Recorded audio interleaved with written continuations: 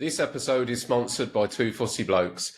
Two Fussy Blokes supply a range of top quality brushes, rollers, mini rollers, and they all deliver excellent paint pickup and release for a superior finish. They now also stock their own range of interior and exterior fillers. The Talking Tradesman podcast would like to offer our sincere thanks to Two Fussy Blokes for supporting the podcast and helping to spread mental health awareness in the construction industry. Thank you. This episode is sponsored by Brewers Decorators Centres in support of raising mental health awareness in the UK construction industry. Brewers Decorators Centres have over 200 stores nationwide and offer free next day delivery on all the best brands such as Albany, Benjamin Moore, Dulux, Graco, Mercer, Johnson's, Zinza and Thermogard. And the Talking Tradesman podcast would like to offer our sincere thanks for offering your support in continuing to grow the podcast and reach as many people as possible. Thank you. On to the episode. Hello and welcome to the Talking Tradesman podcast. On today's episode, we have Andrew Jenkins, star of BBC One's The Traitors. So, Andrew, first of all, mate, thank you ever so much for making the effort to come in today. Well, and let's talk, mate. Let's talk. Thanks for inviting me. It's really good to be here. I'm really glad to come up. No, mate, you're a very busy man, as I see on your socials. So really appreciate the fact that you've taken the time to come up here today, be with me in our humble studio. No, it's great. There's something close to my heart, I think. So obviously coming up here and talking to you is really important to you. So I'm obviously going to make time for that. So it's really important. Yeah. I think it's worthwhile pointing out that ever since Andrew has left the show, you've been an advocate and a campaigner for men's mental health.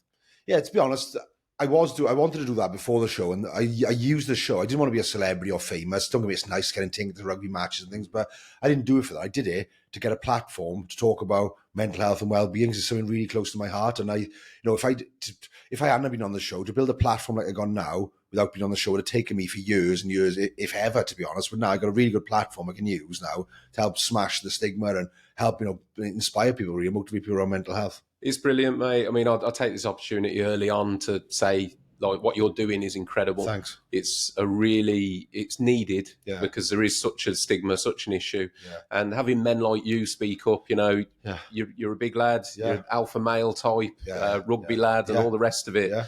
To be so open, that's what we need. That's what other men need to hear, that you can resonate with, that you're a normal bloke and that you've had your struggles and all the rest of it. Obviously we'll talk about the TV show and how that came about, but as with any story, mate, it has a beginning. So we can find out a little bit about you, mate. How was give me your background. Where did things start for you? Well, I was born into a very small village in 1978. I know I don't look it. I look a lot younger, I know, but a hard paper around there. I was born in a nice, amazing family, a great upbringing, loving family, but a very old-fashioned, traditional family. Like my dad's 80, my mother's now 76. I got 3 brothers, 2 older brothers, 1 younger brother. And we're born with a rugby ball in our hands, really. And my dream from a young age, like most people in Wales, I suppose, was to put on the red jersey and play rugby for Wales. So, the competitiveness in my household and the testosterone was just off the chart. It was ridiculous in my household, all 4 brothers. And we're all big guys as well. I'm the smallest of all my brothers, I suppose. So, we're really close. The problem we have, we never speak, we never show any feelings or emotions. Like, say, thousands of people in this country, I think, especially in Wales, real man, you can't show emotions, you can't do that sort of thing. I was never told that. My parents are amazing people, amazing, loving, brilliant parents, set a great example, good role models. But that's just the generation they were from, didn't we? You just automatically assume you can't show feelings and emotions. You know what I mean? So you followed the example, don't you? So if that's what you were grown up around, then you're naturally going to fall into step with that. I was around rugby boys. Also, my older brothers played rugby, so I was taken on the weekends, Saturdays, Sundays, to watch my brothers play rugby. So I was just watching them play rugby. I was around other children, rugby families, I suppose. There's that mentality, a strong, tough rugby boy mentality. It's your identity, I suppose. So an identity, a rugby boy there for many, many years. Yeah, so I had a good upbringing, loving family, great childhood. Went to school, and then I left school as soon as I could to get a job. I wasn't academic. I could have been academic, but I went to school really to enjoy myself, mess about my friends and play rugby and football. That's what I went to school for, really. I didn't. I could have been academic, but my teachers would say to my parents on parents' evening, "He got so much potential. He just starts messing around. He just wants to enjoy himself. He's always involved in other people's mess. He's always got to be involved in something over the other side of the class." And I did enjoy school. I didn't have a bad schooling. I had a great upbringing, good childhood, outdoors all the time, like most kids used to be years ago, playing football, rugby, or climbing trees in rivers, out at 8 o'clock in the morning, come 8 o'clock at night. So yeah, that's my childhood growing up. It was great. And then I got a job then, and just worked hard. And then that's my childhood, really, I suppose. And it was a really good upbringing, really good family. I had a loving family. That's good. Yeah, I was smiling through that, mate, because a lot of that resonates with me. Same through school. It was always like, so much potential, could do better if he applied himself. I think was like the common words through my school report. If Russ applied himself. Easy distracted, I don't mind. That was the one. I still got the school reports. In the house, I'm quite sentimental. I like keeping a lot of things. Like my son, I got all his old things, and I got my school reports, and they're all identical every year, I think. And my sons are the same as mine as well. It's quite funny, actually, quite similar people. Yeah, I look at high school. Obviously, as a parent, you can't really say that to your son. So when you go to a parent and see things to your son, you listen to the teacher talk, and inside you're thinking, God, he's exactly like me. You can't lie, you can't say anything to him because it's not cool. You got to make sure you're obviously a good parent and try to do a good job. But but he's so identical to me, and his school reports the same. It was my easy distracted. That's all of mine was. It's, to be honest, mate, we could have an entire podcast on this, but I've got my own views in terms of like the education system and actually how unnatural it is to try and take a child and put them in a sterile class and say, look, you've got to pay attention for the next hour. It's biologically, like, we aren't evolved at that age to do that. It's really unnatural. It is. And especially if you're not interested in something. And obviously when people with ADHD and everything, they were classed as naughty kids years ago. But, they got other skills. They're just creative. They just want to sit there, concentrate on science or history. And I think they need to have a massive overhaul, I think, of the educational system, I think, because, don't get me, I don't disrespect. Teachers were great. They do a fantastic job. But, like, Prince King Harold in 1066. Surely they should put something a week at the moment into school. I don't know, 1 hour a week, half an hour a week, or an hour a week, I think, where you learn life skills. So that's APRs, percentages. There's a huge financial crisis in the country. But if kids learned at a young age, borrowing money is this is what it works out that. When they went to a shop, then when they're older, buy a car, they could work out things and they know how much it's going to cost them in the long run. And then, mental health is another thing as well. I'm not saying teach kids to be counsellors or mini psychologists, but like, to identify how they're feeling themselves, because it's a stressful time when you've got exams and everything, and then you get pressure put on you in university. I didn't know what I want to do it as a career. I still don't know now, really. But when you're 17, 16, what do you want to do? You've got to study this in university. It's a stressful time. Like, you need to be able to sit back and know how you're feeling and how to, put things in place to help overcome your doubts and your feelings and that, but also how to identify if your friends are struggling. Like if my friend came up to me when I was 14 or 30 years of age and said, I'm really struggling with mental health, or I'm struggling, I want to take my own life or something like that. I wouldn't have had a clue what to do back then. I would have said, kick a football and shut up. I would have said, I wouldn't know what to say to him. Like, and I'm not saying, I'm not saying putting pressure on kids to diagnose people and help them. But I'm saying just to signpost them, or what to say to them, or just to say, go to the teacher, or go just to signpost them rather than just bury your head in the sand. Really. Like, so I think, and also the obesity as well is a huge obesity problem, a suicide problem, and a financial crisis. 3 things in this country at the moment. I think if kids were taught about calories, burning more than you're consuming, and it's basic, simple stuff. It's over exaggerated. These fitness things is massively over exaggerated. It's simple, really, if you strip it back. So if they did a bit of health and fitness, money, and emotional feeling well-being, I think you'd have a lot less suicides in the country, a lot less debt in the country, and a lot less obesity in the country. Well said, mate. That'd be a lot better than learning about Pythagoras theorem or pi r squared and that. Algebra. I completely agree, mate. You've just echoed my thought. We've got a lot in common there, because I completely agree. I've said often, I believe that psychology, or basic psychology, should be a foundation subject, the same as English and maths. Of course, because what's more important, if there's something wrong with your mind, it affects everything and everyone around you. 100%. So like you just said, and you made a really good point, which I hadn't considered before, which is that if we were to give our kids the basic psychological education, that they would then be in a position to help other children around them. If, like you said, because you're quite right, to address things at that early stage, if kids were able to say to their friends, I'm not feeling good mentally, and the other child was educated in that and were able to do that first port of call, signpost, like you said, you're not expecting the kid to diagnose, but to be able to say, oh, that sounds like this, maybe go that way, that'd make a massive difference. Yeah, huge. They say something's going wrong somewhere, because now they say with the internet we're so more educated now than we've ever been. We've got so much information at our fingertips. So why is there such a big? Why is obesity on the up? Why is suicides on the up? Why is financial getting worse? But yet we're the most educated as we've ever been, educated humans we've ever been in our lives, but it's getting worse. So they're thinking, shoot, there's something missing somewhere, isn't there? So, there is, mate. we should be fitter, healthier, less in debt than we ever been, but it's not. I've got, I mean, I guess I could go down the conspiracy lines, but personally, I don't think that the kids in this country are educated to order to give the best product, to best help the children. I feel like the education system is almost a business.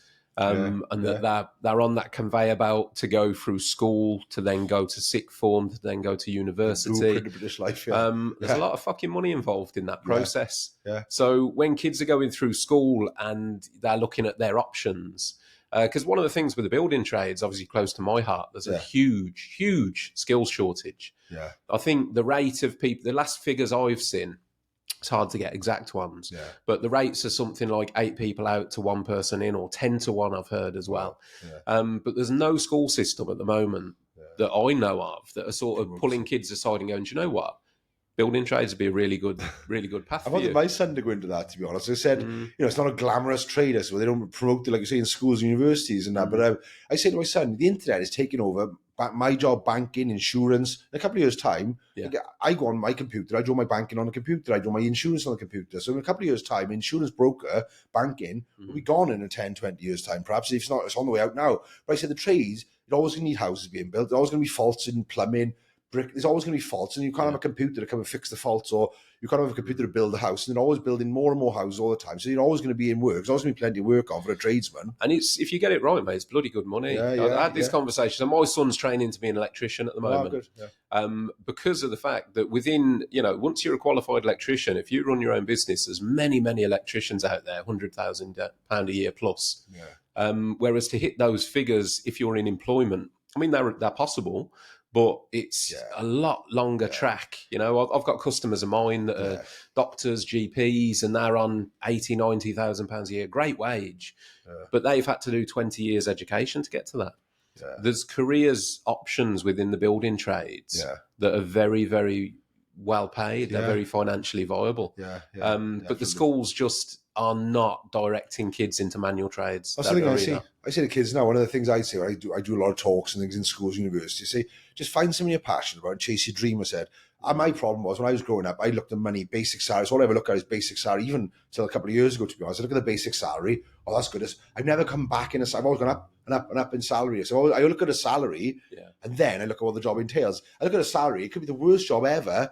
I'll take that and look at it. It could be doing something awful, which I hate inside, dragging myself out of bed in the morning to go to work, which is nothing worse than. I've had jobs like that before. But then I say to people, when you've got no commitments and ties, do something, find something you're passionate about, chase your dream and go and get it. And you'll get it one day, I said. And the money will come off the back. If you do something you enjoy every day, it's like you're not working really. I suppose you get up every morning, look forward to going to work, come home, have a good day. Don't get me wrong, you get bad days, but it's life. You get knockbacks, and there'll be not as many knockbacks. At least you get a purpose in life, with your heart going to work full and going to work with a dead end job, sitting in traffic, hate going to work, and watching the clock all day. There's nothing worse than that. So in schools, for example, sixth form, they should promote children, like maybe set up their own business, entrepreneurs, encourage the next entrepreneurs in the country, 100%. Rather than saying university, that's the next option, and that's it. There's more. It's not just university. I know you've got to go to university, do any trades and everything like that, but there's other options you can do. I think not just university. And most time people go to university, they don't even know what they want to do. They have so much debt.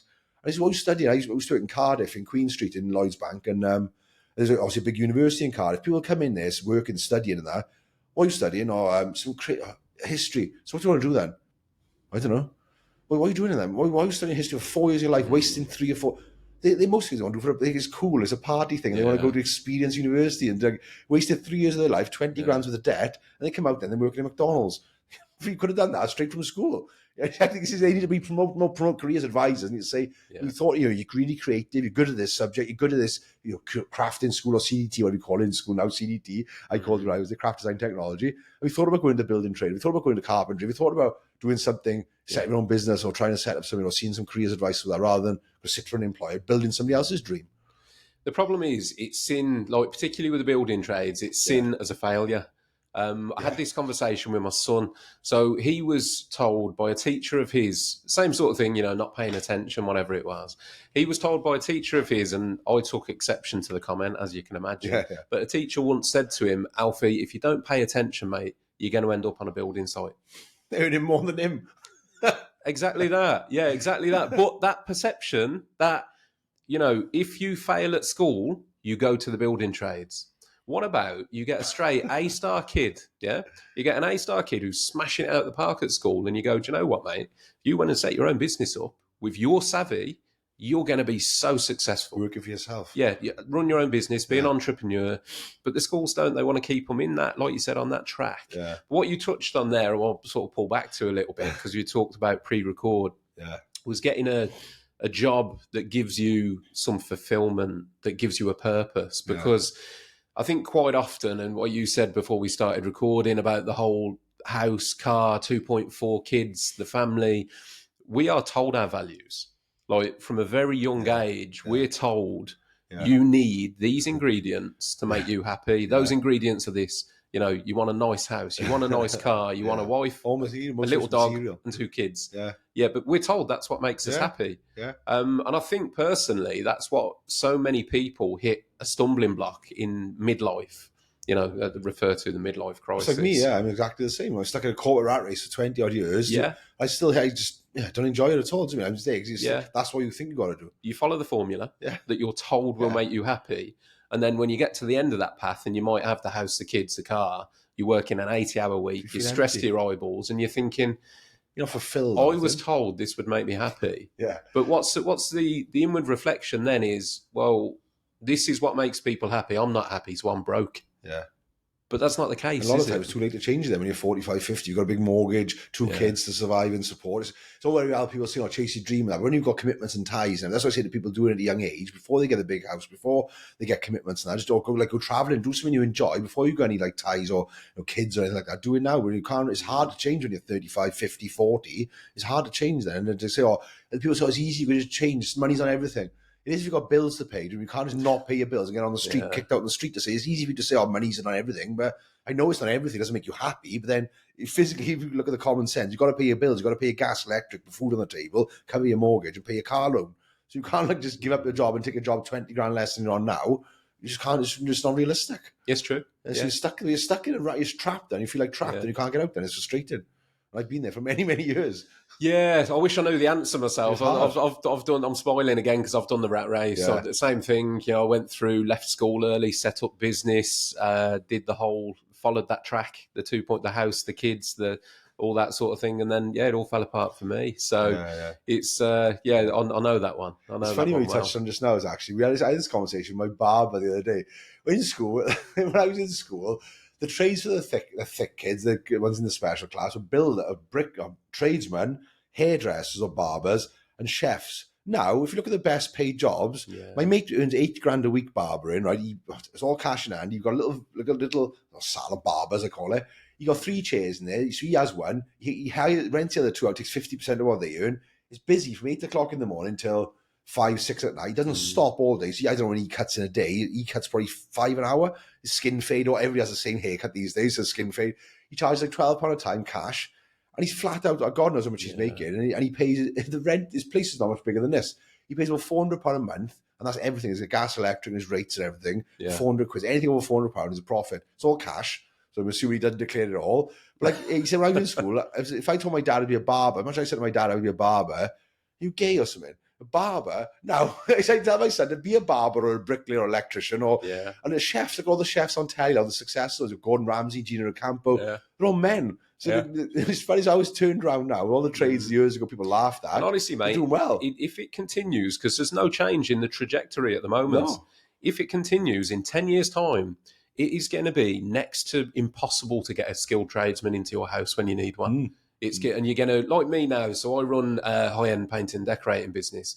Our lead time is around about 6 months. Wow. So I turn away at the moment probably as much as, if not double, what I take on in terms of work based on availability. I'm not picking and choosing my jobs, but it's just I get people ring up and say, I need this done by May. And I'm like, well, sorry, I'm booked till end of July.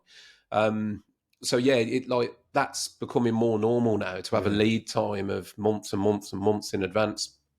My trade is a bit more of a luxury trade in terms of it's finishing. I don't get emergency call outs, but you imagine when you get to the stage where you've got a burst pipe and you ring a plumber and they go, all right, mate, I can get there in about 2 in the 3 morning, weeks. yeah. You know, Yeah. there could come a point though where those key vital trades, your electricians, your plumbers that deal with like essential breakdowns, then you're going to have an issue. And they're going to charge astronomical money as well. Then They already do, mate. Yeah, they do. They already do. You're going to go back to the school where teachers. It's probably about some teachers say there's a lot of people in that industry. Teachers told them things in school, but like your son, and if you go back to school to pull up in their top of the range BMW. Yeah. What was that you were saying about laughing at building site? Yeah. Got a nice luxury car now, like a nice big house. On the flip side of it, though, Andrew, as well. I mean, my son's experience at the moment doing his college course, it's not the best. It's not. They can't get good tutors. Oh, right, okay. They're unreliable. The courses aren't fantastic. Apprenticeships are really hard to find because people don't want to take apprentices on. It's a whole other conversation. Yeah. But there's a few facets to it.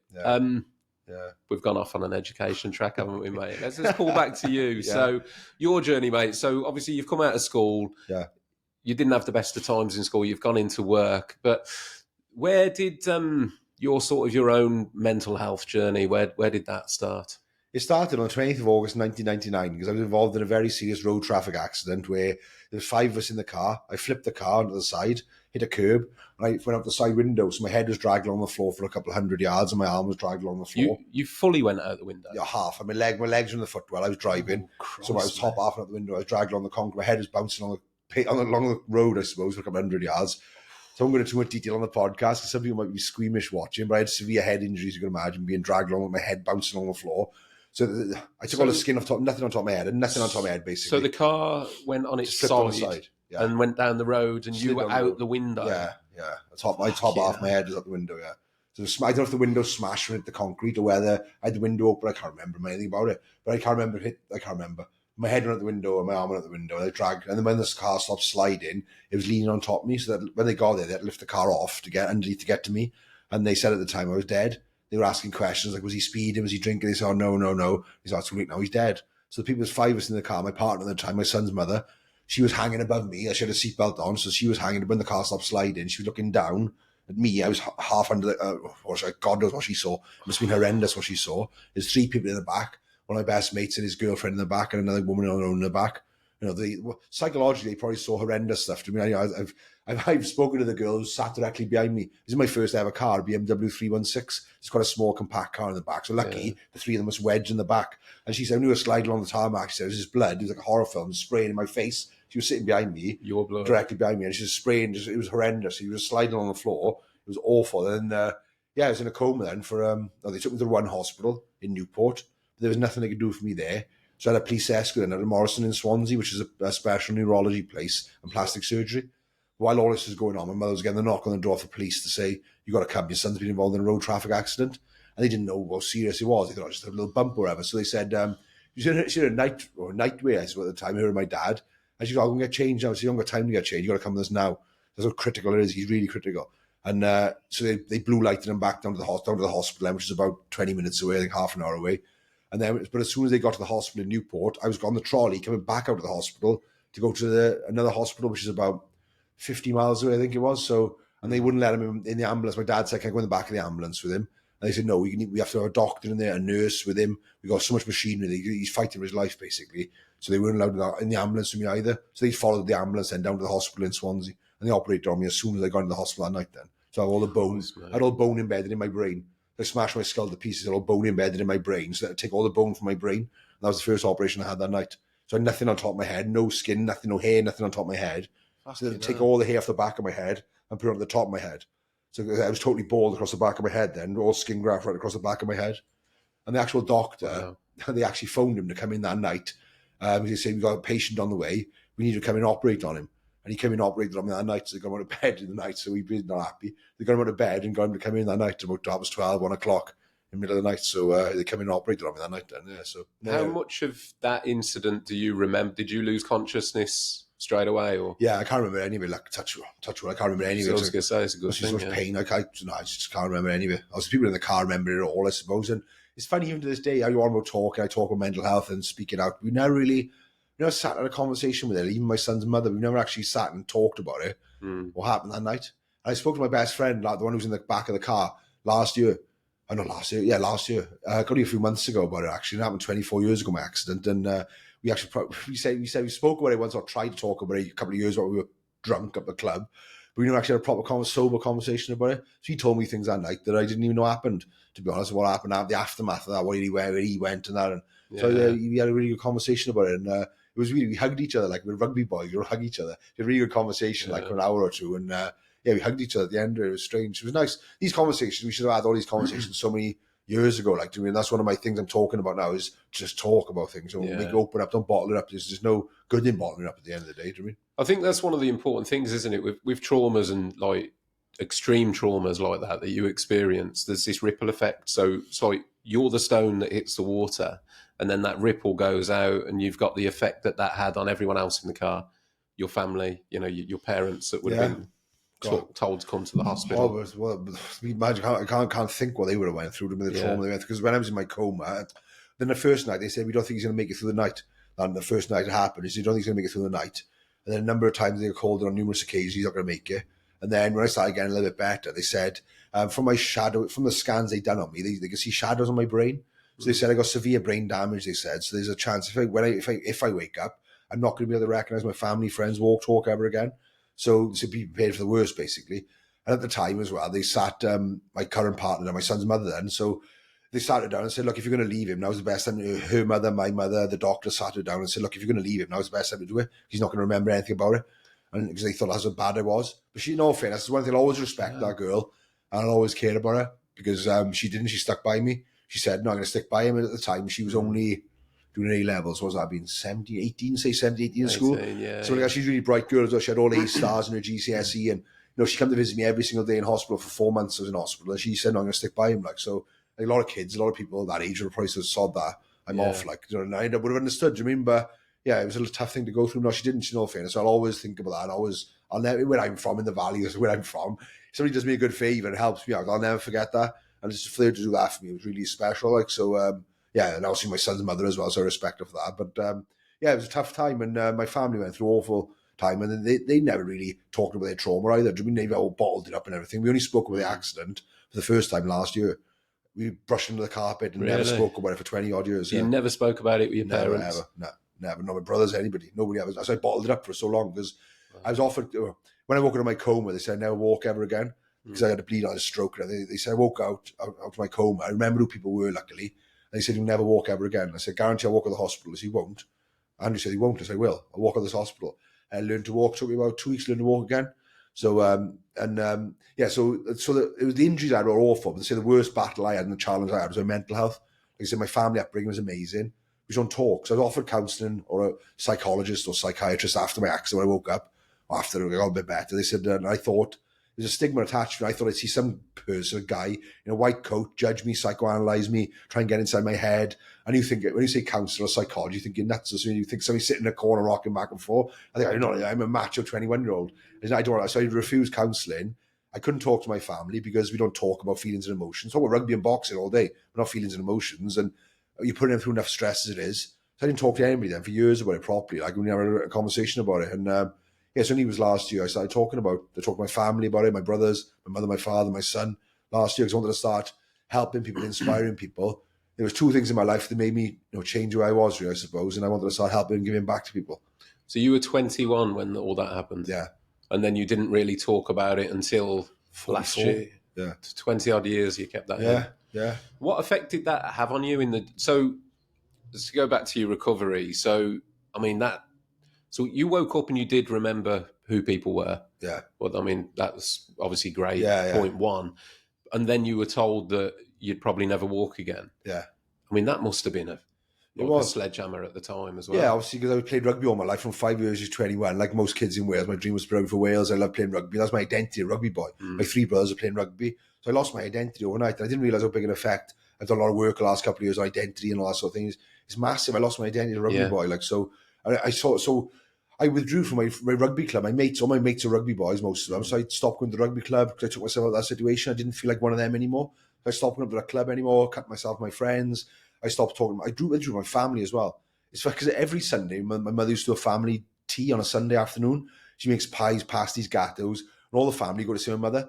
And what happened, all the men would end up in one room, the living room, watching, normally my dad watching Scrum 5. So me and my 3 brothers were in there, my dad watching rugby, and the women, the wives, girlfriends, and the kids, and in the other room, my mum with all the food in the dining area. And all my brothers are playing rugby still, so they were saying to my dad, I played rugby yesterday, I scored a try, I done this yesterday, I did this, and I'm thinking, what can I talk about? Like nothing. I'm not. They're better than me. My brothers are better than me. My dad don't love me anymore. He's not proud of me anymore. So I thought he made me my dad proud playing rugby. Yeah. Because I was a rugby boy. That's all I hid behind this identity for so long. I walk in a club. I'm the rugby boy, big strong rugby boy, and I lost that. I thought I didn't know what to do with it. I lost my identity completely. Like it was horrendous, and I lost my identity for years. And it's funny when I talk to my mother and father about it. They say, "Oh, you changed. You're a different boy. You're a different boy." I said, "Well." And obviously I did a lot of studying and self-analysis, reflection, studying, qualified NLP practitioner last year. I did a lot of things last year, so I sat them down last year because I wanted to start talking about it, and I didn't want to find out from anybody else. Obviously, it includes them. So I wanted to start putting videos on social media, but I also want to tell them first. So I sat them down and said, I want to talk about the accident. They said, what do you want to talk about that for? Why do you want to talk about it? I said, I want to talk about it. Are you a different boy now? You changed. I said, well, why? You just did. Why? Why did I change? Why am I different? You just are miserable, moody. I said, no, it's funny. Whenever you see anybody else outside of here, or my friends, my family, people I work with, they all say to you, Andrew's fun, he's bubbly, he's bright. But as soon as I come in here, I go really quiet. It's like I go in my shell. Because it went on for so long, not being part of my family, my brothers didn't think I was. I said, I was miserable, moody. I just didn't fit in. Like I didn't. That's what I was. I didn't think Dad loved me anymore. And he said, of course he loved you. I was like, I know he did, but I didn't feel that at the time. He never actually said it to me. Like my family never said anything bad to me ever. They never said anything good to me either. Like when I played rugby, for example, they never said anything bad. But they never said anything good either. Like they never said they were proud of me or they never said they loved me. I knew they did. I know, so they knew my dad loved me, my parents loved me, but I never heard him say that to me, or never heard him growing up, never heard anybody saying that to me. And we don't say it to each other in the family, do you know what I mean? I know we do. And if I needed any of my brothers, they'd be there for me tomorrow or straight away. But are you, just out of interest, Andrew, because you've got your son, are you different with him? Yeah, so when I had the conversation, when I sat down last year, I spoke to my mother and father on a Friday night. I rang my son, he was in university in Cardiff, he's 22. I rang him, I said, look, we need to come have a coffee and a chat. And I told him what I wanted to do and everything. And I said, you're a man now. I said, what do you know of my accident? He said, nothing. He said, I wonder what your scars were all my life growing up. He said, but I didn't want to ask you. So we talked about everything. We talked about drink, drugs, cocaine, MDMA, steroids, girls. We had a 4.5 hour chat about everything. And I said to him at the end of the conversation, I said to him, I love you no matter what. That's the first time I ever told him I loved him in his life. Oh, right. He's 22. And I hugged him the first time ever in his life, apart from he was a baby. I hugged him. I said, I'm proud of you no matter what you do in life. I don't care how big your house is, what car you got. I don't care. I don't give a shit about that. As long as you're happy and you're a good person, you treat people nice, you're polite, you're a good person. That's all I care about. I said, I don't care about anything else. I said, I'm going to love you no matter what in life, I said.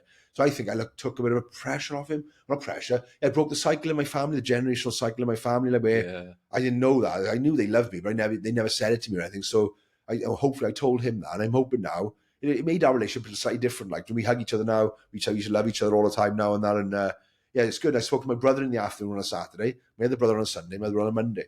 So it's a conversation I built in my head for 20 odd years.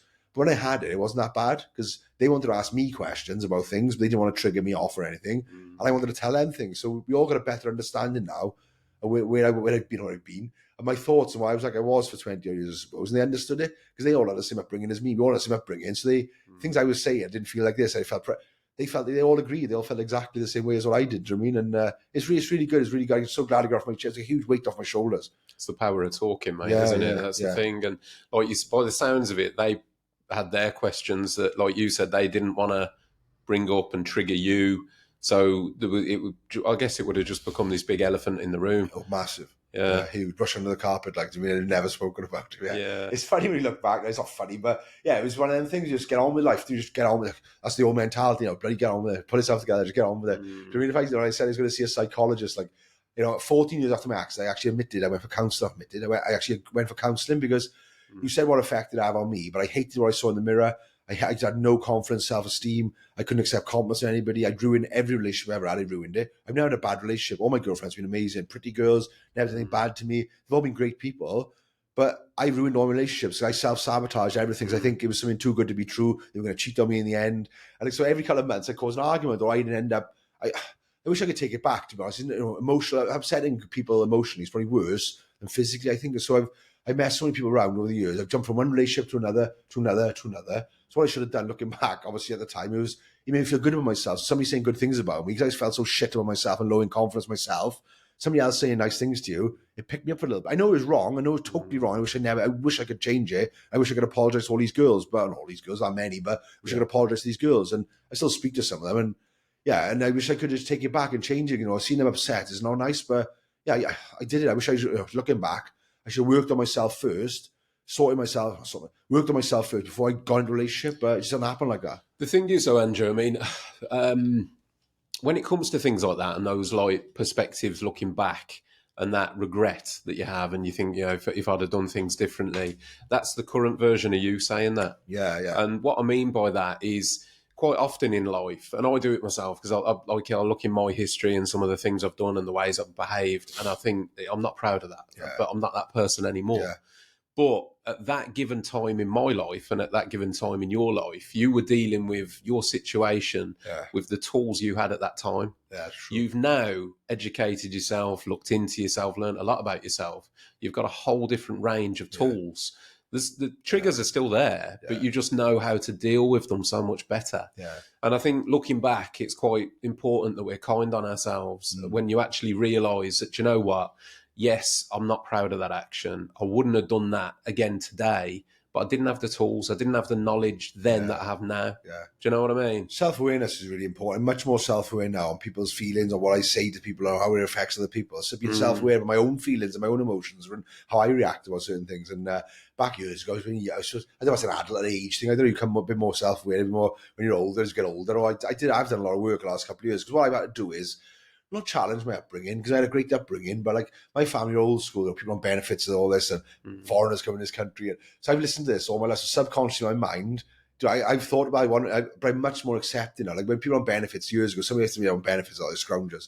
But not everybody's on scroungers. I know, obviously not everybody on benefits. You can't tar them all with the same brush. There are people out there genuinely need the benefits. They're not all scroungers. There are some, but they're not all like that. But I thought all my life growing up, everybody comes over, immigrants coming over here, they're the ones who do all sorts of trouble, and they're the ones who do all the crime and that. But that's wrong. Like, that's the generation I was brought, and that's the family, my generation. It's what you're raised in. Yeah. Do you mean? And it's the environment you're in, I suppose, isn't it? But now I've done a lot of work, not a challenge where I was brought up, but like try and change my mindset about my 40 years of my life, trying to change the last couple of years. It's hard trying to, I'm not saying my mother's wrong, but it's hard trying to think what you're told is wrong, like what you're listening to. It's an evolution, isn't it? And it's quite jarring at times when you actually change, I refer to it, you change your core values or your core beliefs, but I think personally it takes a really strong person to do that. It's so easy to sit in your core beliefs and never change them. Do you know what I mean? Because it doesn't take any growth. Growth is painful. Reflection's painful. You look back and you think, fuck, I got that wrong. I cried lots. So many times I reflected on things. I've cried to myself. I cried a lot over the last couple. I cried more the last couple of years of my life, I think. But sitting there looking at the things I've said and done, I go, wow, it's incredible. Like some of the things I've said to my son, for example, like, I'm thinking, rugby, when you're playing rugby, when you're playing sport, if you've had a bad game or a bad match, you need your dad to tell you about a bad match. Like sometimes you come off the field, and for the one person you want, the one person you look up to is your dad, I suppose. And like, I looked up to my dad, and like he looked up to me, I would imagine. So the one person you wanted to console you, and he come off the field. And some things I said to him after the game, I think, that's awful. Like, more you have thought, like the one person he's coming over to see me to be happy. He knows he's had a crap game. He knows that. You know that. You're not stupid. But like, he comes off the field and you say, sometimes I've even got in my car and left the ground before he's even finished the game. So the final whistle, he's probably looking for where I am to talk to me. I'm not even there. And I got upset about that. I think that's awful. Like, doing what's that giving? What's that said? What effect has that had on him? Like, psychologically, this is years ago. Like, it's awful. I said to him the other day when I had a conversation, I'm sorry, like, what I did, and I know now, but I can't change it. But I'm just sorry. I apologize for what I did. Like, and it's terrible. Like, just getting upset now about it. But it's really bad. So I'm much more self-aware now than I was couple of years ago, like doing change the way I think about things and speak on my reactions and that. So NLP helped me a bit with that as well. So that was good. It's a beautiful thing to see though that you're now at this point, and that your son will now benefit from this version of you. Yeah. And like you said, you can't take back what was there. No. But at the same time, he'll appreciate double over having you in this frame of mind. You know? Well, I'm hoping as his children again, you'll be a better version again. You're a better parent. You'll learn from my mistakes and that. And that's what parenting is, I suppose. You try and like steer them in the right direction and guide them. But then what you learn said, from your mistakes. What you said though, Andrew, you've broken that generational thing of this is how we are. Yeah. We don't talk about mental health. We don't talk about these things. This is how we act. We're big hard men. Yeah. And like it's quite possible to be a big, strong, physically strong male, but to be emotionally vulnerable. that takes a strength, mate. My previous partner, there's two things I said, touching on this, and I said, there's two things in my life really that made me, so give me a kick on the back. So I started maybe realising and appreciating things more. I've walked on for 20 odd years with another chip on my shoulder, resentful. I was happy, I wasn't miserable all the time. I was inside, I'd be like missing something all the time. I'd look at myself, I got a good job. I'm not bad looking, I'm quite fit body-wise, I'm fit. I got good money coming in, job-wise. And a house, a roof over my head, nice car, nice family, nice kid. There's always something missing inside me, like as if, I don't know, I was never happy. I get frustrated, I was thinking, some people out there would love what I got, do you know what I mean? But I'm still, so as if what I'm missing, like, I think it's a purpose I was missing at the time. And I was thinking, I'm missing my purpose, like, do you know what I mean? Because the first thing I suppose, what changed my life, my previous partner, we recently separated a couple of months ago, or a month or so, 2 months ago, whatever. But she made me realise that I could still be a real strong, I was vulnerable. For the first time in my life around a woman, I was vulnerable. I was totally my authentic self. I got upset with her, I was totally open. She was the same with me as well. It was just a crazy relationship. It was really good. And she showed me I could be a real man and a big, strong guy, but still be vulnerable to show my emotional as well. Whereas I thought all my life, I had to wear this mask all my life, wear this, I can't be a big, strong man. Like, she's had trauma in her life as well when she was younger, but she didn't let it define her. She's walked around. She's like, when she walks into a room, everybody likes her. She's so happy, bubbly. She kisses my mum, she kisses my dad. Look at her. Nobody kisses her mother and father, but she's like yin and yang, you know. Like, she's so different. She's like she's a breath of fresh air. She was, and I look at her. I think I want to be like her. Why am I like that? I'm not letting my trauma. I'm letting my trauma define me, and she's not. So I tried to be like her, and I obviously learned a lot off her. And then also, I met the man who saved my life last year. I tracked him down on Google, which is a bit creepy, but I tracked him down on Google, Mr. Hamish Lab, Professor Lane. Oh, the surgeon? Yeah, and the operator who got him out of bed that night. I tracked him down on Google. And I know he had a team of people around him, but he was the main surgeon. I think he was the main lead person. So I tracked him down. I went to meet him last year, and I walked in. I said, I've always had this pull to want to meet him for years, I had. But I just was in a good place. This last couple, in a really good place. I'm much better. I'm not perfect, far from perfect, but I'm getting there. But with that girl I met, she helped me a lot. And then I felt in a good place. I felt at home. I wanted to start developing myself and moving forward then. And I met him last year, and he said, wow, you're a miracle. He said, you should be dead. You're still going to die on so many occasions. He said, look how big and strong you are. He says, incredible. He said, you've got to share your story, inspire people. So yeah, he's right. And them two people, I think, yeah, they're right. She's happy, and I need to change. I need to change who I am. Otherwise, what's the point? The next 30, 40, 50 years walking on like that. So what I did, something called post-traumatic growth. So for like 20 odd years, I think I was looking back where I'd lost my rugby career, my looks, or whatever. But now, if I'm looking forward, or I'm gaining, I'm helping thousands of people off the back of my trauma. Yeah. It's like the Paralympians, I think, isn't it? So when they lose a leg in Afghanistan, don't get me wrong, they were trying to happen to them. But as a result of that now, they're in the Paralympics winning gold medals for Great Britain. Yeah. Whereas if they're to happen to them, they might not have been good enough to be in the able-bodied Olympics, but now they're like winning gold medals. And like me, if that hadn't happened to me, it was awful. I wish it never happened. But now, as a result of that happening, I wouldn't be talking to you. I wouldn't be on the Traitors. I wouldn't be doing things I'm doing, helping thousands of people, inspiring people. What would I be doing otherwise? Drunk at the rugby club, probably on top of the pool table naked, or I don't know what I'd be doing if that happened to me. Do you know what I mean? So yeah, I'm growing off the back of trauma. It's taken me a long, long time to get there, but no, I'm looking forward in life now rather than looking back all the time. So it's good. It's an incredible journey, mate. I love that saying as well, post-traumatic growth. It's great. I mean, I talk a lot on the podcast about the value of trauma, which sounds crazy, well, trauma's value, but you're not in control of the things that happen to you. You're only in control of your reaction to those things. Yeah. So the trauma that happened to you, you can't take that back. No. But what you're doing now, moving onwards, I mean, that's fantastic. And helping the people, like you say, being in the position that you've been in. I mean, seeing your socials recently, you've been down at Parliament, was it Comic Relief the other day? Yeah. And all the people that you'll touch with your story. It's brilliant, mate. Yeah, I get messages every single day. I get a message, at least one or two messages every single day of people on Instagram saying, that's a woman message the other day, I'm saying, I'm struggling going through my chemotherapy and cancer treatment at the moment. She said, what's keeping me going though every day is your videos and motivational videos. So it makes me think all worth it. Like, I mean, I'm changing people's lives and helping people, inspiring people. That's what I wanted to do. That's all I want to do. I don't want to, I'm not a qualified doctor or psychologist or anything like that. I'm just a down-to-earth real guy, relatable guy. I just giving my life experience. What works for me might not work for you guys. That's why people connect with you, though, Andrew.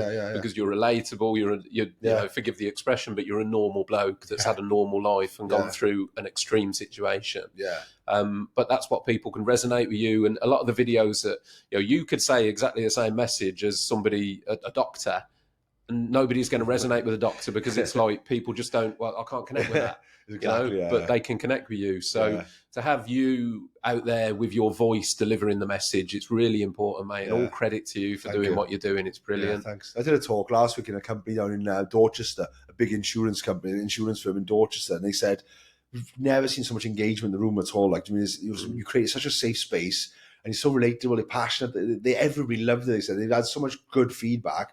And the directors were saying afterwards, I went for food after a bit of a buffet upstairs with the directors, and they said, they've never seen, we have doctors in here, really, not intelligent, but really like qualified people there, if you like, doctors. Yeah. There's no interaction at all because they can't relate to that. People, they stand up there like textbook. No, don't get me. I love doctors. They save my life to me, but I'm not.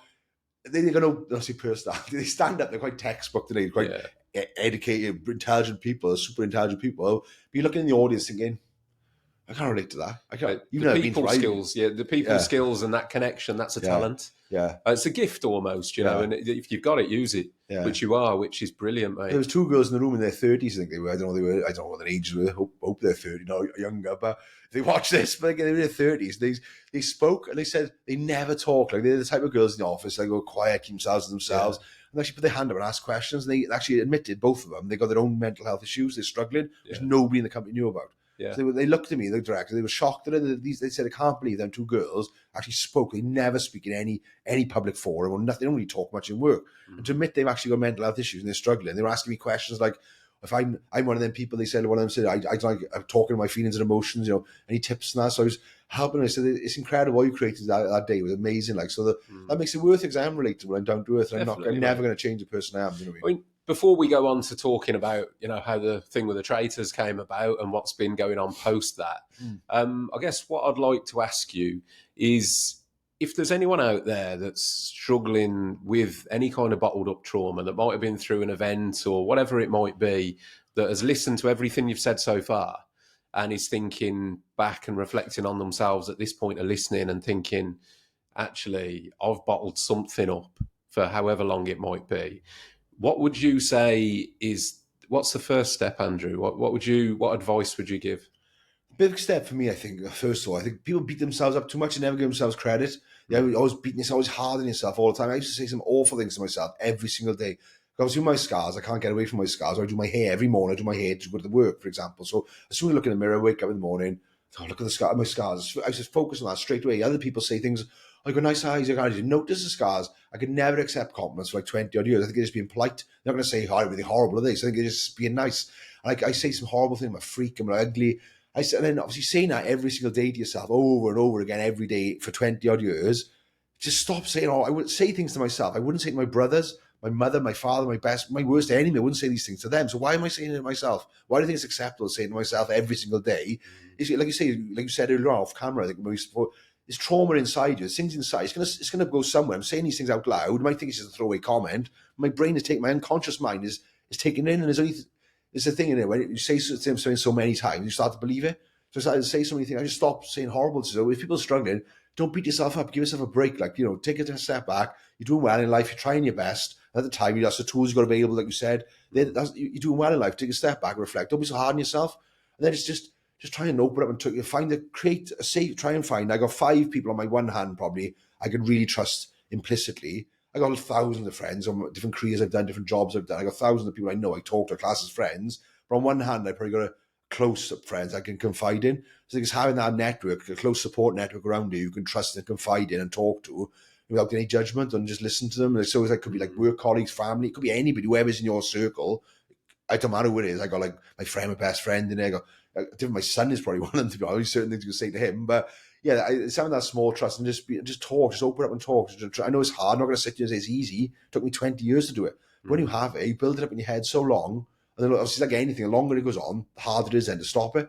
But it's just pluck up the courage and have that conversation. Like problem shared is a problem halved. We'll just talk to someone. Yeah. And get out in the open. It's I heard a really good analogy a while back, and it's the weight of emotions. And the analogy was this. It was, if you had, I've got a bottle of water here, but if you had a pint of water in your hand and you held it out, could you do it? You're like, yeah, of course. And how heavy would that pint seem in half an hour? It's going to, could you hold a pint of water out in your hand for a day? So Probably not, actually. My arm's going to drop. Yeah. And that was the analogy. It was like the water is your emotions. Yeah. You know, if you hold them for a short period of time and then you put them down, they're not heavy. Yeah. But if you try and hold that emotion for a week, a month, a year, all of a sudden that emotion, it might not have been big at the time, but it becomes, snowballs. Doesn't it? exactly that. And it really connected with me because I thought that's actually, something little happens and you hold it, you hold it, you hold it. So if something big happens and you hold it, the weight of that.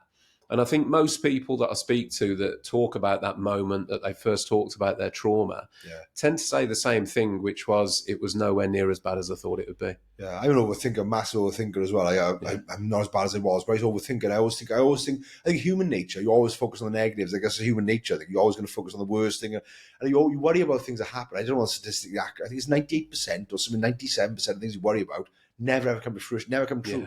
So you spend all this time and energy worrying on things which never happened. I think it's only I can't remember the exact stats. I think it's only 1% of what you worry about ever actually happen. And then it does happen. It doesn't happen the way you think it's going to happen. So you spend all this time worrying about things and thinking about things, overthinking. And the other point as well, I think, is like, it's not just the people talking, it's the people listening is really important as well. We don't get taught these things in school. You don't get taught how to listen, how to talk, or communicate properly. But I say to people listening, because when you normally hear, when somebody tries to take their own life, or as I'm struggling with their mental health, people say, oh, why didn't they come and talk to me? Oh, I didn't know. I said, well, did you make yourself available? I know I'm going to go with people because I know it's hard. You want to trigger something. It might be a difficult conversation. So you're thinking, oh, I don't want to cry or anything. But I said, rather have that conversation with an awkward conversation with someone and crying than go to their bedside in 6 months' time, or even worse, their funeral in 6 months' time. I'd rather have an awkward conversation and ask a question. I say to them a lot of the time, don't overthink it. I said, when you're struggling, when I was struggling with mental health, all I wanted was to listen to me. I didn't want advice. I didn't want guidance. I didn't have answers. I know they wouldn't have answers. I knew they wouldn't have answers to me. But if I had somebody to listen to me, that would have been so helpful. Like I say to people, if somebody's struggling with their mental health, they're going through like a separation in work, lost their job, whatever their problem is, just say to them, is everything okay? And when 99% of the time, the answer you'll get back is, yeah, I'm fine. Don't people get offended when they say that then? No, it's not. It ends up in an argument. What happened to me when I was happening? What happens a lot? No, they're not. Tell them what's wrong. No, I'm fine. No, I'm not. They end up in an argument with this person there. You end up arguing with this person there, and your guard goes up higher and higher and higher. Just say to them, all you got to say to them, two things. Is everything okay? Yeah, I'm fine. Okay, if you ever want to talk to me, pick up the phone, drop me a message, we'll go for a pint, go for a walk, have a chat, and just leave it. Forget about it. When they are ready to talk to you then, that could be like 6 weeks, 6 months, 6 years, they'll come to you. It's just don't take offense. People get offended by it, like we don't tell them. They think, I want to know, why was wrong with you? What's wrong? They're just not ready to talk at that time, I said. They might be ready, but then if you have a go at them or having an argument, they're not going to come to you. When they are ready to talk to you, they're not going to think, oh, you interrogate me last, or she interrogated me last. I'm not going to go to them, I'll go to somebody else, or I won't talk to them at all. It just makes yourself available to people, that's all. And don't overthink it. Open the door. Yeah, just don't overthink it. Don't think, oh, what are they going to say? Just say, okay, everything okay? Like, people in work, for example, their little like traits, they have habits in work, like people come into work every day on a certain time, they have their dinner every day. But if you've seen, notice little different things in work, like, for example, Dave comes in at 9 o'clock every day, he has dinner at 1 o'clock, he has this for dinner. If all of a sudden he comes in like 10 past 9, he's late every day, or he's missing his dinner, I just think, is everything okay? I noticed you on your dinner today. Just I think saying nothing is worse than saying something, to be honest. They're very understand ignoring the problem. Just say to them, I noticed you on your dinner today, mate, or everything okay? It's a bit different at work today. Don't say a nasty way. You think, you're saying, sorry, it's a bit different, we're off today, everything okay? And if he says, yeah, I'm fine, which is, he probably will, just say, if you ever want to chat, give us a ring, or drop me a message, or drop me an email, or whatever, and we'll have a chat. It's valuable, mate. It's valuable. And, I'll take this opportunity now to just drop in there that if anybody is thinking this and they think that they don't have anyone to talk to or confide to, that's where the Samaritan service, where I volunteer, are fantastic, because you can speak to a stranger. There's no fear of judgment, and I don't even get to know who you are. So if you're thinking that you want somebody to talk to, but you don't have a circle, 116123, there'll be a volunteer at the end of that phone, ready to take your call 365 days a year, 24 hours a day, middle of the night, whatever it might be, there'll be somebody ready to just listen. So I'll just pop that in there now. That's amazing. It's a great service they provide. Yeah, it's fantastic. It is, mate. And I've spoken to people that, I think everyone's heard of Samaritans, but not many people actually know the full in-depth, what it is, when to call. Because the other point to make, Samaritans are not just there to call if you're suicidal. It's for anybody at a time of crisis. Whatever that crisis might be. Speaking as a volunteer myself, we would much rather take a phone call from somebody way before they get to that point. You've had a bad day, something's happened, whatever it might be, talk about it then. you know. So we said rather on than- this things snowball and fester, than it? Like, if you talk to nip it in the bud early, it's like prevention's better than cure. I think 100%. talk about it before it escalates. Before you sit in the house on your own, you go to an empty house on your own, sit there thinking with your own thoughts. There's nothing worse than having your own thoughts. When I was in hospital for 4 months, you're thinking over, you sit there bored in your brain, and you're thinking your own thoughts. And 99% of the time they're negative as well. So anything seems worse. Every situation seems 10 times worse than what actually is. I saw a statistic the other day, and it said that the average person has 60 to 80,000 thoughts a day. God. Like, I mean, can you imagine? That's crazy. There's not enough time in the world for those to come true.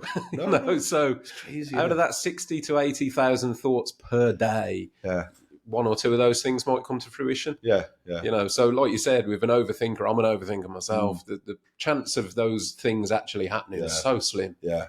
Or playing out how your mind takes you. But at this point, mate, Traitors, how did that all come about then, mate? I had an email. I watched the first series. We loved the first series. We got really immersed in it. My obviously partner at the time, she's listened to this podcast, and we're always looking for things to watch in the nights on my Netflix. Now she's like, watch this program. It sounds really good. And I thought, I don't watch. I'm not watching reality TV. It's gonna be crap. We put it on. I loved it. We watched it. We didn't watch it live. We watched it a couple of days into it. We binge watched over 3 days, like all the 12 episodes of it, the first series. We loved it. And it was on last year or the year before, I think, in November, December, lead up to Christmas. This year, they filmed it much later. So this year, it was on, I think, January or February time it was on. Yeah. But then in the March then, I had a message on my Instagram page. I got 2 Instagram pages. I got Andrew Jenkins Official. I also got my Strength in You, which is all things like mental health and well-being, which I set that up before my first one actually was Strength in You. So they messaged my page, saying, we love your page, we like your story. Do you fancy applying for this? I thought somebody taking the piss first of all. I thought they approached you. Yeah. Oh, never. They have casting people going out there looking for people, I think, don't they? So they approached my Instagram page. I would never have applied for that just off my own. I would never have done that. So again, doing things out of my comfort zone. And I would never have applied for that. So they approached me. So we like your page. You fancy having a crack at it or applying for it? I thought one of the boys winding me up, first of all. Go on, I'll try it. And then I kept getting through the next stages. Next stage, I have lots of Zoom calls with the casting directors, producers, top people in the BBC and everything, Studio Lambert. They said, we love your story. We love you. Do you want to get on? Do you want to be on it? So they said, yeah, go on, I'll try it. It didn't really sink in I was on it until I was actually outside the castle the first day. Or when I met Claudia for the first day, or the first round table. I don't know when it sunk in. I think meeting Claudia, the first round table, or actually standing outside the castle the first day. I thought, shit, I'm on the show. I'm on, it's mad. I'm actually on, it's real. It's not, So, I went through the process. It was a long process. And then they said, we want you on the show. I had 2 weeks then, notice to go to Scotland. So then they gave me 2 weeks notice. In August, they told me. It started in September. Or end of August, I think, of filming. So, they went round to Scotland then. And it was an awkward one because I only just started my new job, an insurance broker. And they've been amazing, in all fairness. They've been great. My boss has been good. And I'd only been there 2 months. I was on probation for 6. And I said to my boss, I need to time off work. Oh, that's fine. What days do you want off? I said, days? I said, 4 weeks. You can't have 4 weeks off work. I said, I can't have 4 weeks off work. He said, you can't. I said, I can. I have to leave. I have to leave my job. And I said, I have to give up my job. I have to quit. I'm on probation. So I'm going to give a notice and walk out. Yeah. I don't do that. I said, we'll see what we can do. Like, we like you. We like your job. You fit in really well. The customers like you and her. So he spoke to the bosses above and everything. And then they said, you can have 4 weeks off work. But also you can't mention the company you work for on telly. I says, the BBC, you can't mention anything like that on telly. Anyways, advertisers, you can't say it anyway. But yeah, it'd been great when they had 4 weeks off work then. So it was 4 weeks intent. Was it filming every day? Pretty much, 6 days a week. We had 1 day off a week then. Wow. And you were staying in the castle? Yeah. For the whole time? Yeah. I'll leave that unsaid. Yeah. Yeah, no, it was a good experience. It was brilliant. It was a really, really good experience. I wouldn't change it for the world. That I did everything. I had the full experience, if you like. I was the only person in the whole game who did everything. I did both sides. I did every challenge. I did the dungeon. I did the fire pit. I did everything. The final mission. So even Harry won. He wasn't a faithful. He didn't. So I did everything on this. Yeah. So I went in the dungeon as well. So it was a really good experience. I had the full experience, if you like. So because you made it right through. Was it 4th place? Yeah, the final. I got to the end of the fire pit at the end. Yeah. So I knew my number was up at the very end. I'm a sportsman at the end of the day. I didn't normally play till the final whistle, but I knew it's a numbers game at the end of the day. I knew Molly was going to vote for me. I knew Jazz was going to vote for me. I knew Harry was going to vote for me. So there's no point in me arguing or fighting or stressing about it. I just accepted where I was. And during the day, that final day was quite intense, actually, really intense day, because we had the big mission. We're in a helicopter, a really tiring big mission. And the final was delayed by about 4.5 hours because the fire pit is normally outside. But then, because it was really, the one day we had really bad weather, was the last day. Every other day was beautiful. But the last day, the weather was horrendous. So they had to try and build a fire pit inside where the round table was. So they removed the round table and built a fire pit. It was because health and safety. They took ages. Yeah. So you're sitting on your own because you're not able to talk to each other about the game. So I was in one room with a production person. Harry was in a different part of the castle of the production. We had to sit for 4.5 hours, sitting there for 5 hours, sitting there for hours, sitting there just doing nothing. You couldn't, because you can't have your phone. You took your phone off as soon as you got there. So you had nothing to just sit in this room. So did you have no contact with the outside world for the whole 4 weeks? No. That must have been intense. It was, yeah. It was strange because, I've never not spoken to my family for that long, my son especially. And I had all pictures of my bed in my room, I suppose, where I was. And they were a psychologist. The show is really big on mental health and well-being, really good in all fairness to them. Obviously, the suicides from Love Island. So they're really good in that. So they come to my room every couple of days and see if I was okay and check on me. And then they say, "You're doing really well." I said, "It's a game. I'm not stupid. I want to talk about mental health outside of the game as well. I finish. So I don't want to be shouting at someone and make them cry and then outside saying, 'Oh, mental health.' You see, well, that contradicts what we want to do." So it's a different game. It's unusual. It's an intense game. It's a good game, but it is a game at the end of the day. All them people got to go home to their families and friends at the end of it. So you don't want to break somebody's confidence or batter someone. It's a game. Yeah. So and I had photos in my room of my family, lots of them. I talked to them I think I was going mad. Every morning I'd wake up and talk to my family, talk to my photos. And then the night when I get back in, I'd say, I'd have a chat to them about my photos.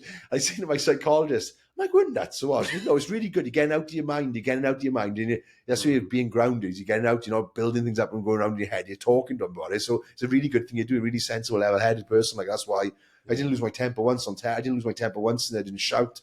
I didn't want to come across, because I was a big guy. People probably think, "Oh, he's going to be the first to kick off. He's going to be the first to kick off the round table." I've seen some tweets when I come out, "Oh, he's going to be the first guy to smash the round," like Hulk smashing the round table up. And I'm thinking, I'm going to prove, I'm not like them. No, they think I'm saying big. You've got there's a perception of people in there. So, I think I'd come across quite well in every episode. I think I didn't really do anything wrong or do anything bad. So I thought you came across really well, mate. You came across very much like you sat here today. Yeah. You're a genuine bloke and that authentic. Yeah. No, it was the whole thing though. Must have been to go from the expression "the normal man" though to be. It must have been so surreal. To be put into that situation. Yeah, it was crazy. Yeah, but the people in there were great. They're all good people as well. They're all nice people. So they made me. I opened up once. I talked to my accent on time. The reason I went on there, to be honest, was to get a platform to talk about mental health and well-being. I've always wanted to help people with their mental health and well-being. That's something really close to my heart and passionate about.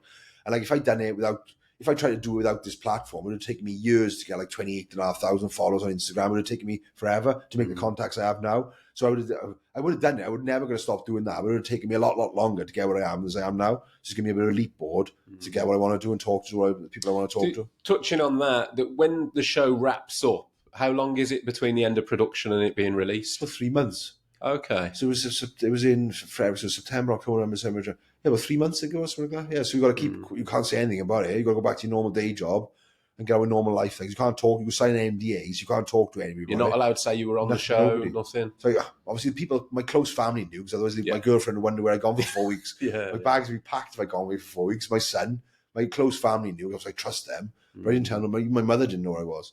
She worked in a local news agency where I live in Talbot Green. She's been there 20 odd years. She's like a local gossip. So if I told my mother, everybody in my village would have known. Like, so, and she's like the local newspaper. Yeah, she loves it. So where did you tell your mum you was? Working away. Oh, just working away. I thought it was a bit odd, because doing insurance in Scotland for 4 weeks was strange. I think they might have had inkling. They might have had a bit of an inkling, my mother especially. But I told her when I came back home before it was on the telly. I told her I'd been. So I felt really bad. I felt guilty not telling her, because my dad knew, my mother knew, and my brother, my dad knew, my girlfriend knew, my son knew. So obviously I felt badly my mother out. We left out. I told her, so I'd been, this is where I'd been. When I flew back home, I went to see her the next day or day after. I went to see her and tell her I was then. So I said, "Look, you can't tell anyone," because I say I've signed an NDA and confidentiality paper. I can't tell anyone. So don't tell anyone. And she didn't, I don't think so. Yeah, but no, it's fun. Yeah, so my mother still works. So she was still working up until last year. She's 76, and she worked for 20 odd years in local news agents. Like I said, go back to my upbringing at the start. They're really hard-working parents. Yeah. But she still worked, but she had a big bleed on the brain last year, and she obviously collapsed walking to work. So that's why she retired then. Well, she did go back actually 1 day a week, but it was just too much for her. It was. She's been unsteady on her feet, so she still works if she had her way. Like, she loves it. So my family is the same. They're all the same. So when it first aired, then Was that the first time you saw it yourself? Did you sit and watch that first episode and that was the first time you'd seen it, or do you get to see it prior to it being released? The first episode we watched in London. The cast got to see it in London. Only the first episode. It was on the Tuesday. All the cast went to London to watch it in a theatre or a hotel. And then it was on the Wednesday night it started then. But that's the only one we saw. We didn't see any others until it was on the telly. So that's what I mean. It's crazy. I don't know what it's going to look like. So I'm watching the same as you, or the same as anybody who's watching this. I'm looking at it every night again, every Wednesday, Thursday, Friday. Right there, sitting there and think, what did I say? I think, what did happen that day? I try to think back on what I did that day 3 months ago. And I can't remember what I did. And I didn't do anything wrong. I know I didn't, but I didn't say anything wrong. I think, we didn't say anything wrong on the telly. They could edit it to be really bad, couldn't they? I don't know. They could edit to make it look like really like a big meathead or something. I don't know what I don't know if they're allowed to do anymore mental health and well-being because I don't think anybody had a bad edit in the program. I think nobody come across really bad. I don't think anybody did. But like years ago, they used to make people out to look. I think really the BBC bad. are quite good, aren't they? I know there's been things like, what's that program? My wife loves Married at First Sight. And I know there's a lot of people that have come off that say that the editing that they get badly edited, and there's people that are painted out to be certain ways. But that you were so. I guess that, was there anxiety there thinking, because that's quite a big, to film it and then have 3 months and not see it. Like you said, my memory is terrible. I'd be sat there the same as you thinking, what did I do? What did I say? How do I look? How did I come across? It was okay, because when I was in the cast, like I said, I kept my feet on the ground and I knew I was going to go to millions of people. I didn't want to make sure I was a girlfriend. I didn't want to say anything. Obviously, I'm not a stupid guy. I'm quite intelligent, so I didn't want to come across in a bad way. So I was quite good when I was in the cast to make sure you're being filmed all the time, Jimmy. So you're being filmed all day, every day. There's cameras everywhere. There's actually cameramen walking around, but also there's cameras built into walls and that as well. So you can't get away with anything. They really got a microphone on all the time. And so I just conscious of the fact. That's why I didn't want to come across like that or regret anything I did on telly when I come out to the castle. But it's going to be a bit of anxiety because I don't know they're going to edit it differently. They could edit it differently what I come across like. But in all fairness, what you see on telly is exactly what it is. They don't tell you what to say. People say they tell you what to say. They scripted in the round table. I said no, everything you see on telly is genuine, 100%. Even the breakfast coming to breakfast, that's genuine. You don't know who's going to come to breakfast. That's genuine.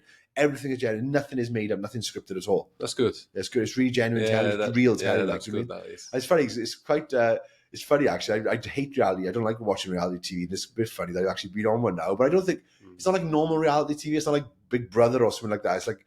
I don't know, it's got a bit of something about it. It's like different. The way they edit is incredible. It looks like a film. When I watch it, we don't get to see that. The music is great. And it's amazing when they put it on telly. It's like a little film. The owl everywhere and they film it differently with the drones and that. It's really, really good. It's really good. No, it's a really good program. Yeah. What was the hardest challenge you had to do in there? I think it's quite evident on the telly. There's a few. I think the abseiling at the end, that was a nightmare because I hate heights. Yeah. I'm really petrified of heights. And they always when you look down, it was quite high on telly. It doesn't look that high on telly, but it's much higher than I think. But then they say, don't look down. And obviously, the first thing you do is look down. Yeah. And the rope was it was a tiny little rope. I said to the guy, see how big I am? I said, I've got this bigger rope. He said, you'll be fine. So I went over the edge, eventually over the edge. I flipped upside down. I swung out, bashed it. It didn't look that bad on telly. It went on for a lot longer than it did on telly. And Harry's on top of the cliff laughing. And he said, you're doing really well, Andrew. Is he taking the piss? I'm clearly not doing really well. There's all the production people up there, the film crew. There's loads of people there filming it. Describe what you're feeling for the camera, Andrew. Is he taking the piss? How am I feeling? I'm going to die. You know I'm fucking feeling. I said, I'm going to die. It's upside down. Like, it's a cliff. It's a nightmare. And in the end, I managed to get my feet and walk up the side of the cliff and come down here. But that was horrendous, that challenge. And the other challenge I didn't really like. We were in a creepy cottage, I think it was. And I didn't know it was claustrophobic. But we had to go in the ground in a tunnel. So I went down the tunnel. There was 5 of us in the tunnel, the dark tunnel. And at one point, we were stationary in this tunnel. At the time, quite a big guy. There's a tunnel down underground. It was quite small. I was the last to go down, and Harry was at the front undoing bolts. So I was at the back, and we were in there. It was like 5, 6, like age. We didn't move, and the tunnel started it felt like getting smaller on me. And my breathing started going. I thought, oh, what the hell? I got to get out of this tunnel. So I reversed back and I climb out and get out. I said, I couldn't handle it. And it was like, I don't know what anxiety or stress as well. I started getting a bit. It was like the tunnel's going to collapse on me. It was really small, the tunnel was, and we were just stationed on all fours, like it literally seemed like ages. Probably wasn't that long, but it felt like ages because while he was undoing the bolts and everything. And all of a sudden, it's the tunnel on the roof side coming down, the side side coming on me. I thought, I can't handle this. Oh yeah, I think I'd be the same. Panic attack. I think. I was talking to the guest whose episode comes out on Friday, Jake. He was a submariner. All right. It worked on submarines in the Royal Navy, and the thought of that. And when I was sat there and I thought, because I said to Jake, I was like, there's no way I could do it. Like being so far, I think it's the under the water thing. Because when you rationalise it, he worked in a tube on a submarine under the water. The thought of that is terrifying for me. But I'll quite happily get on a tube that goes in the sky, which you're equally as in trouble if something goes wrong. Of course, yeah. But I'm quite happy to get on an aeroplane. The pressure in the water, you can't, if anything goes wrong, it goes wrong. You can't like get out and swim because there's so much pressure, you'd explode, your head would explode. I suppose how deep you're down there, your stuff really. If something goes wrong, pressure goes wrong. Yeah, that to me, I think couldn't do it, be too claustrophobic. Yeah, you got a point, I never thought of that. Get on an aeroplane, no problem at all. You know, the same thing, if something goes wrong on the airplane, you're 10,000 foot in the sky, you're going the same way. But exactly. You got a little seatbelt on in there, don't you? So that'll save your life. Of course, seatbelt you put on. Yeah, put your head down. You'll be I can't fine. even get in that position. My stomach's too big. I can't even get in that position. So God knows what happens to me if I crash on the plane. But it depends what flight you're on. I mean, my last flight was Ryanair, and it's not. There's not a lot of movement there.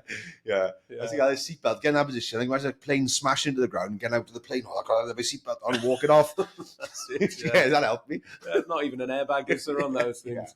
Yeah. But bloody hell. I mean, coming off the show, Andrew, was there any point that they give you any like psychological, or did they give you any preparation? Because I mean, your life coming off that post airing, it must just be so different. Yeah, you know, they're really big on it. We had a couple of Zoom calls with psychologist Victoria. She's lovely and she's really supportive, and she's there all the time. We could bring her whatever you want if you need. You're struggling, because there are, social media it's a good thing. There's also an awful thing as well. Social media, because nowadays you've got access. You're so accessible to everybody these days, aren't you? Like years ago when I was a kid, I couldn't access a celebrity. I couldn't message Guy Lineker, or I couldn't message any celebrity I was growing up. But now you could access anyone. It's frightening, isn't it? But you got to take it with a pinch of salt. I wasn't really good on social media anyway. I touch wood, I've never had any bad messages, to be honest with you. I've never had any nasty things said about me or anything, to be honest. And but one of the calls, I had a Zoom call with Victoria, and she had to read out towards the end. She had to read out all the bad things that were said on the internet about last year's cast members. And it was things like, oh, I hate him, I'm going to punch him in the face if I see him in the street. He's a CUN, all this sort of thing they were saying about him. And so they had to say all these things. But my partner at the time, she overheard this, and she really panicked. And she said, I don't want to go on the show. If you go on the show, we're over, she said.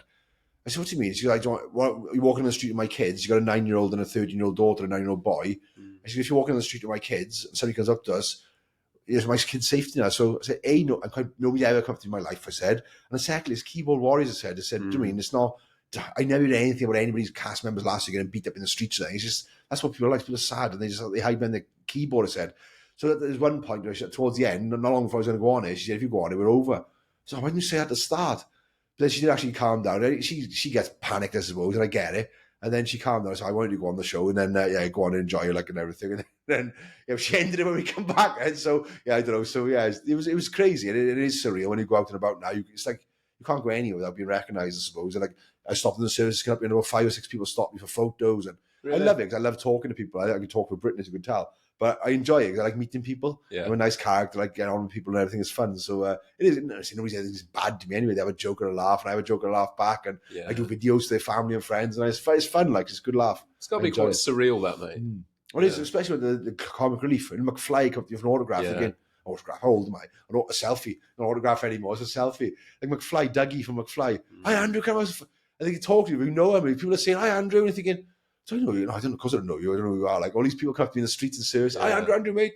They think they know you, because to be honest, on telly, what you see is what you get. I'm the same on telly as I'm in real life. So I talk, I cry, I'm emotional, I'm real, I'm passionate, and people say you do the same in real life. On telly, what are you expecting? I'm really different. I want acting on telly, and but it's nice. Like, people like Davina McCall come up to you, oh, can I have a photo? And David Tennant. I think I saw that. Yeah, I saw that. Should the other way around, shouldn't I should be asking you. I got taken the rugby, Wales Scotland game, and people after the game in the box with Vodafone's VIP guest, and after the game, do you want the players? Can they photo taken? Really? Yeah, of course I'm going to probably. Surely I should be asking my players for the photo. And so it's fun. It's a bit crazy how big. I don't think anybody realised how big the Traitors are going to be this year, because it's much bigger than last year. For the first episode, it's massive this year. I think it's 1 in 3 people in the UK have watched it. Yeah, it's crazy statistics. So it's everywhere you go, at least one person. It's nice when you see somebody who hasn't watched it. Yeah, when I see somebody, I haven't actually watched the show. It's like have a conversation with somebody. Actually, know who wants to talk to me now. Not. I guess maybe just reflecting on that, what you said about the David Tennant thing. I think because you you didn't play a character, you were yourself. Yeah. Although you were in the game and, Yeah. you know, with the Traitors and the Faithfuls, but you were your authentic self. So people do kind of know you from the program. Yeah. Whereas somebody like a David Tennant, he plays a character on whatever he's on. So you don't really know him. You don't know who he is. Yeah. And I guess that's where that connection comes in with you, where people feel like, so everyone knows you, you just don't know them. So, it's funny. I'm in Costas, for example. I go home, I leave Costas, and I get a message an hour later then. Hope you enjoyed your Costas. It's a bit creepy. Why don't you come speak to me? Why don't you come talk to me? I was starstruck. Oh, I'm just a normal guy, not like a celebrity. Have you noticed anyone taking like secret pictures? Worst thing was coming back on the train from Manchester. I've been all over the place at the moment. I'm busy. I'm tired. I'm not sleeping great at the moment, which is contradicting what I'm doing in mental health. But I'm just making the most of the wave at the moment. And I was coming back on the train from Manchester, and I feel like trying to fall asleep, and like I wake up and I got somebody taking selfies, crouching and taking photos next to me. Like, that's a good photo. I'm like dribbling down there, all white dribbles on my mouth. That's really good, nice, attractive photo. What are you doing? Like, I'm taking photos when I'm sleeping. And I can't even go to sleep on the train anymore. It's funny. It's good. Yeah, a lot of people taking selfies now. You can see people walking past, and they turn around and talking to each other. Oh, he's having a drink, this, isn't that? I said they're too scared to come and talk to me. Like, it's funny. It is. I just laugh. It's funny. A crazy world, mate. Yeah, it is crazy. Touching on what you just said there, though, mate, how are you coping yourself now? Because you are like, I've seen your social medias knowing that you were going to come on the podcast, and I've kept track, and I can't keep up. You're in London, you're doing comic relief, you're everywhere at the moment. And how is that for you? Because I understand what you're saying. You're riding the wave. You don't want to miss out on anything. And all of this is so new and exciting, but at the same time, it's got to be draining. I'll be totally. Like, I can only be honest. I've always never been any different. To be honest, it is hard because the pillars that make me and my foundations of my life, I'm not there at the moment. So my life is a whirlwind at the moment. So I feel like so chaotic at the moment. And my gym, my eating healthy. I normally prepare my food and eat healthy, because obviously it has a massive impact on your moods. You get microbiome and all this sort of thing. So it helps. So that's all gone out the window. I haven't trained for one session here and then one session. So I need to start saying no. Not saying no, but I need to like get the pillars back in my life that make me, because if I'm burnt out and tired, I can't help anyone. I can't do anything. I got to look after myself at the end of the day. But like, it's hard to say no, because the things I get invited to do talks and events and that. So these are big events. They're already planned. They can't say like comic relief. I can't say, oh, could you change the date? They're going to change comic relief to accommodate me, or they can't change their big talks in they have their like away day, their company away days. Like going to a talk there for a half an hour or whatever, talk about motivation, resilience and that. So they're going to change their huge annual conference to accommodate me. So a lot of things I get, I can't say no to. Do you know what I mean? So it's hard, but so you've got to say no. But I can't say no. I miss an opportunity and to get out there. The more people I speak to, you don't know who's in the audience, could be somebody else, could be an influential person there.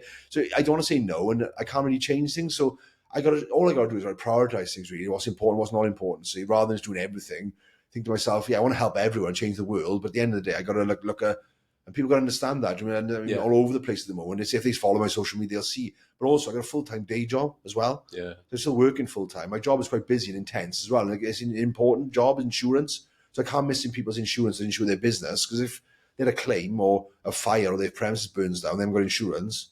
How bad does that look? And I got good morals, and I've always given good customer service in every job I've ever done. So at the moment, I need to like get the foundations back in my life. So I got to make a decision at some point about work-wise at the end of the day.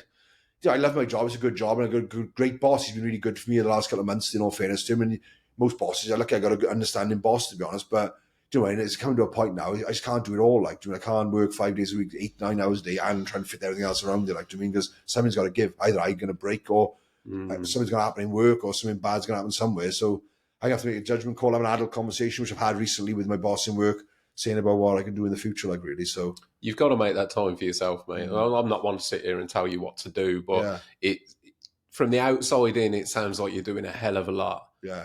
Mark told me actually yesterday, told me to tell you to make time for yourself. So the message passed on and agreed with by me. Thanks, Mark. Mark Williams was on yesterday. Fantastic chap. Guy, friend of Andrew's as well. Yeah, it's very small world. So Mark said to let you know, make sure you're looking after yourself. Great guy. He does fantastic work. He's making a massive difference, like myself. I think he's making a huge difference in perinatal care, men's mental health. He's an expert. Really, he's really good. Brilliant, yeah. Your episodes will be going out quite close together, to be fair. Ironically, a competition who gets the most views. I'll have to keep that one on the lowdown. I won't tell either of you. But yeah, mate, it is important though to make sure that you look after yourself, because you have got so much going on, and it's such a noble cause that you're promoting and campaigning for men's mental health. So the message is incredible. I'm hugely grateful that you've took time out of your incredibly busy schedule to come in today. I mean, before we wrap up, Andrew, is there anything else that you want to touch on that we haven't covered? There's things I know sounds a bit cheesy, I suppose. Just believe in yourself. That's one of the things I say. Don't knock. As I said, I touched on it earlier on. Don't beat yourself up. And it's like, take time. Just what we just talked about. Take time out. Just reflect on yourself. Just reflect. We're always so busy. Life is so fast paced at the moment. You're always a million miles an hour. We work or targets, deadlines, this, that. And then dragging your kid to rugby and that. Nobody ever sits back and thinks, I'm doing right in life. To me, you're always doing hard on yourself, and perhaps it's me. I think, but I think a lot of people are the same. You're always beating yourself up. Always you do more and more and more all the time. And like Mark Williams said to me before, he said, even if everything stops tomorrow, you've made a difference. You've done enough. He said, you've done enough already. For what you've done from the start to now, you're enough. He said, you're more than enough. He said, so whatever happens now is a bonus. He said, like, I always want more, want to strive and more and more and more. He said, what you've done is enough. He said, I think I sat down and I said, I've done enough. I've done more than most people do in their lifetime, helping people and that. And more than I would have done in my lifetime anyway, and things. And so I think it's just take a step back and take a time out of your day, whether it's half an hour just to sit down, reflect, go for a walk, get out in nature, do something, just to think, have a thing to reflect on things, and things you're doing well. Like everybody's doing well. Like everybody's in a fast-paced world we're in. Everybody's hard on each other and pushing each other. There's so many negativity out there. You've got the war going on, the financial crisis. You've got coming out of COVID, the pandemic, and it's always some negative thing to me. There's always negative positivity. You're smashing it, mate. But you can't take the weight of the world on just your shoulders. There's people out there, like I'm trying to do my bit, move the needle. Mark's doing his bit. But just remember it's not all your responsibility. And I say, the other thing I say is important as well. Just be kind to someone. Just try and do something every day. I try and do something every single day. I try and do it. Just be kind to someone. Being kind doesn't cost anything at all. That could be a smile at somebody in a petrol station, say hello. And you don't know what's going on in people's lives. In a supermarket, that woman be standing in front of you, behind you. She could be going through a separation, a divorce, lost her job, terminally ill. You don't know what's going on with her. You don't know what's going on with that person. And then you could smile and say, hello, how are you doing? Or, all right, just a simple comment. You might think it's simple and stupid, but that person, she might not have spoken to someone for 3 days. She could be a widow. She could have just lost someone. She could be stressed. She could be suffering with mental health. Just say hello to someone. That would make a huge difference and make that person feel a bit better in themselves. Think, oh, somebody does care about me. I haven't noticed. So just take some time out every day, do something nice to someone, just say hello to someone, just a stranger.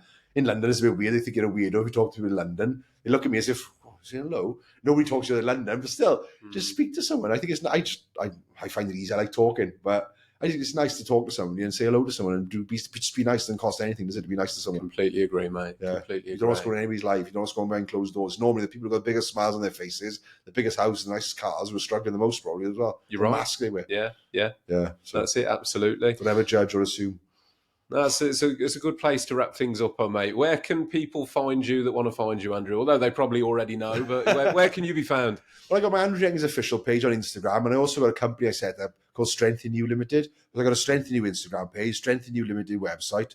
So the website or the Instagram page, really, the best way, I suppose. Well, I'll put Andrew's, all of your details, I'll put your Instagram links in the audio description below the episode on whatever platform you're listening on. So it'll make it very easy to connect on there. Pop your business on. And from my point of view, a quick thank you to our merchandise sponsors, Creative Branding Workwear, who I'm going to endorse Andrew with a hoodie and a T-shirt from you guys. As usual, thanks for that. And if you've enjoyed the episode, please give it a like, a follow, a share, a subscribe. Leave us a review. It all helps with the algorithms on all the platforms that this is out on. If you leave reviews, it shows it to more people. And that's what we're trying to do, spread the message as far as possible, increase the audience. So thank you for listening. Hope you've enjoyed. Cheers, guys. Thank you.